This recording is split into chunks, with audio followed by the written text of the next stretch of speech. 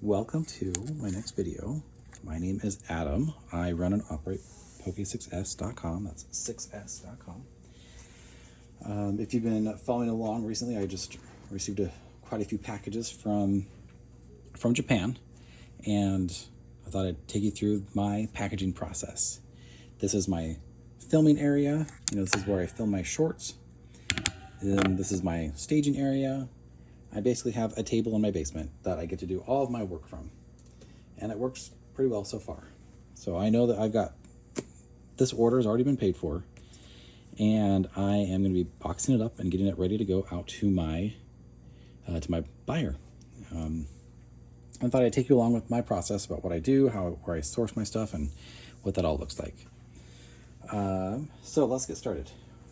First thing I do is I have these 6x6 by 6 inch boxes that I purchased at Walmart. This is just what I have.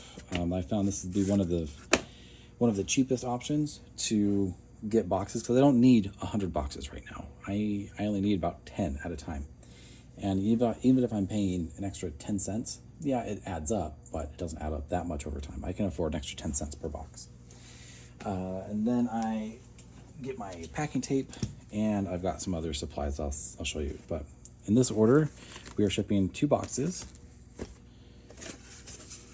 And so, pretty straightforward process. I personally like to keep the barcodes inside. And then I'm going to mute this part because it's loud.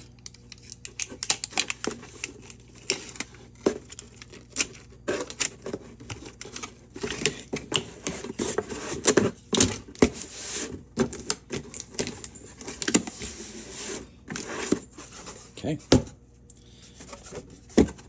One piece of tape I found is usually pretty good, but I do have to press it down into the cardboard.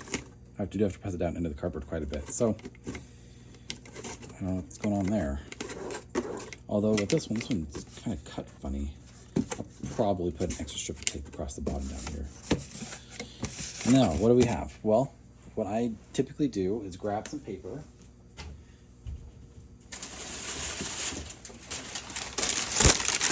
Amazon, thankfully, provides me with all the paper I can use.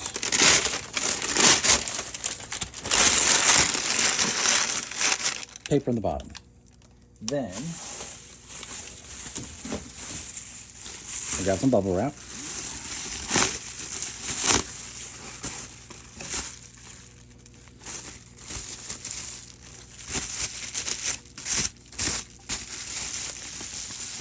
I try to fold it underneath that first box. And as you can see, it fits perfectly. Grab the second chunk of bubble wrap. Now this is the bubble wrap I received from Japan, from my suppliers. I mentioned last night, and I mentioned I have mentioned in other videos that I try to reuse as much of the shipping supplies as I can, so that I can just save a little bit of money. Okay, so I'm very gently pressing down on the top, just make sure there's room and cushion. The last thing I want is someone to cut in here with a knife and slice open their boxes. Now I'll grab some more paper. Anyway, so I'll try to reuse packing material as much as I can.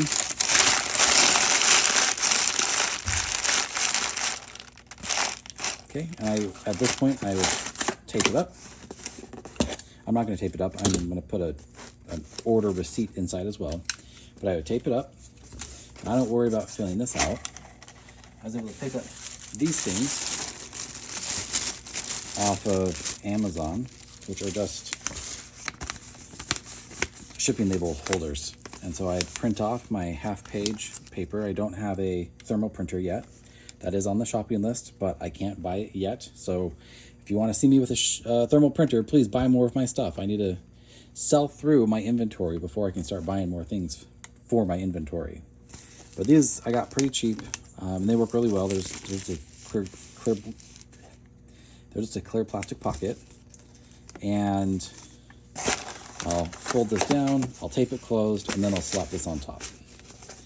And the 4x6 works perfect. The 4x6 thermal printer area, or the 6x6 page up here, just works perfect for the printed area. And so I'll do that, and then it's ready to go. Then I'll grab my scale, make sure that my pricing, my weight is okay, and that I've charged enough. So it's at 1 pound 9 ounces, and send it on its way. Drop it off either manually drop it off at the post office, or if I'm lucky, I'll catch the post person as they pick up from my house or drop off at my house. So, all right, yeah, pretty straightforward process, and then you just repeat again and again and again, and you go through boxes. Sometimes I'll put in discount codes. Sometimes I'll put in booster packs just to say thanks.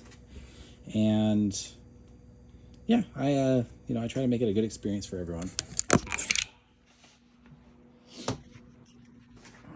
Yeah, it's not hard running the business and doing the day-to-day operations. What I find the most difficulty in is it's like the marketing and the constant being on and being online and sharing and uploading actually I like the uploading, but like advertising on Facebook and Instagram and X and Reddit and on the Discords, and just making sure that I'm aware and available and talking to people and just really kind of selling myself. That's not natural to me. And so I'm trying. And I've really enjoyed this YouTube series and this YouTube channel, and it's worked out pretty well. So that's how I ship. This is what I do for now. I hope that when I look back at this video in a year, I can say, oh, how cute were you 1 year ago with that small amount of inventory? Because I'll have shelves upon shelves and everyone's buying from me, but we'll see. Well, again, my name's Adam. I run Poké6S.com. It's a website specializing in Japanese Pokemon cards. If you're interested, go ahead and reach out to me. You can use code LPM, so Last Pack Magic, LPM, to save, I think it's $5 off of your order over $60. And anything above that gets free shipping. So already, like, it's just default for the site. Come take a look. I've got stuff, I've got boxes. So all of this is for sale. Not that's empty. That's just for decoration. But all that Japanese is for sale. And the ETBs.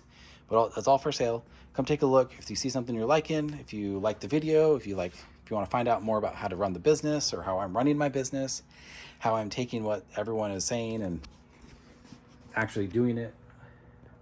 Because everyone says, start a business. Here's the actuality of starting a business at the very tippy top of a bull run in this crazy Pokemon market. So we'll see how it goes over the course of the next few years. Thank you for watching, and we will catch you in the next one.